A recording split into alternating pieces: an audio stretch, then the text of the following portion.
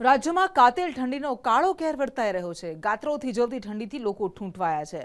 નલિયામાં તાપમાનનો પારો ગગડીને 6 ડિગ્રીએ પહોંચ્યો છે, તો આ સાથે મોટાભાગના જિલ્લાઓમાં 15 ડિગ્રીની આસપાસ તાપમાન નોંધાયું છે।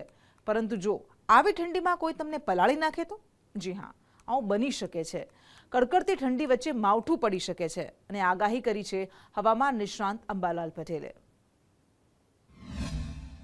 ઠંડીથી ધ્રુજ્યું ગુજરાત। કચ્છ સૌરાષ્ટ્રમાં કોલ્ડ વેવ, પારો 6 ડિગ્રીએ પહોંચ્યો। ગુજરાતમાં દિવસે ને દિવસે તાપમાનનો પારો ગગડી રહ્યો છે।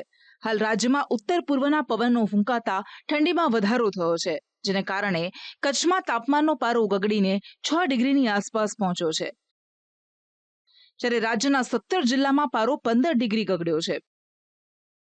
ક્યાં કેટલું તાપમાન નોંધાયું છે તેની વાત કરીએ તો કચ્છના નલિયામાં 6 ડિગ્રી, ડીસામાં 9.1 ડિગ્રી, વડોદરામાં 10 ડિગ્રી, રાજકોટમાં 10.6 ડિગ્રી, પાટનગર ગાંધીનગરમાં 11.3 ડિગ્રી, અમદાવાદમાં 12.5 ડિગ્રી, અમરેલીમાં 12.2 ડિગ્રી, સુરેન્દ્રનગરમાં 13 ડિગ્રી, જ્યારે કેશોદમાં 13.7 ડિગ્રી લઘુત્તમ તાપમાન નોંધાયું છે।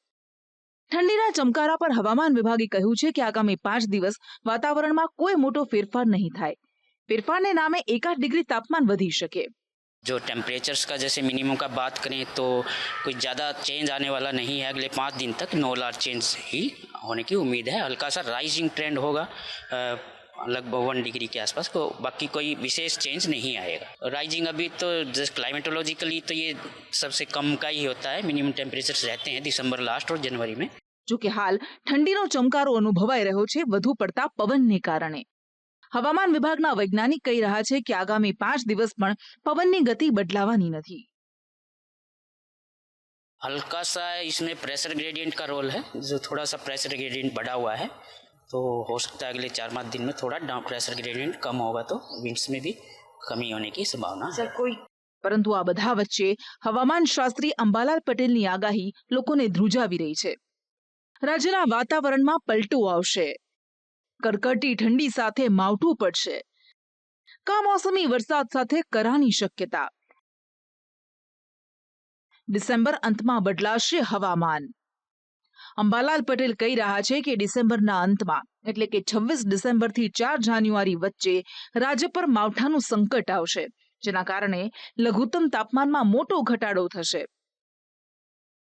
બંગાળ ઉપસાગરની જે સિસ્ટમ બની છે તેના ભેજના કારણે હમણાં તારીખ 16થી 22-24માં પૂર્વ ગુજરાતના ભાગોમાં અને દક્ષિણ ગુજરાતના ભાગમાં વાદળવાયુ આવે, ક્યાંક છાંટા થવાની શક્યતા રહી શકે।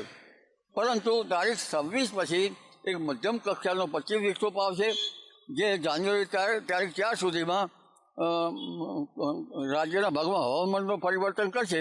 કારણ કે 26 તારીખની આસપાસ બંગાળ ઉપસાગરમાં પણ એક લો પ્રેશર બનશે, અને જેના ભેજના કારણે અને અરબ સાગરના ભેજના કારણે તારીખ 26 બાદ કંઈ કશે વાદળો અને ક્યાંક છાંટાછૂટી રાજ્યના ભાગમાં થવાની શક્યતા રહેશે। પરંતુ 26 તારીખ બાદ ગાત્રો થીજવતી ઠંડી પડવાની શક્યતા છે જાન્યુઆરીની શરૂઆત સુધીમાં રહેશે। આમ હાલ રાજ્યમાં ઠંડીનો ચમકારો જોવા મળી રહ્યો છે, તેવામાં હવામાન શાસ્ત્રી અંબાલાલ પટેલની આગાહીએ લોકોને ધ્રુજાવી દીધા છે। કડકડતી ઠંડીમાં લોકોને સ્વેટરની સાથે હવે રેનકોટ લઈને ફરવું પડશે તેવું લાગી રહ્યું છે, ત્યારે આગામી સમયમાં કાતિલ ઠંડીના કાળા કેરથી લોકોએ સાવચેત રહેવાની જરૂર છે। બ્યુરો રિપોર્ટ, સંદેશ ન્યૂઝ।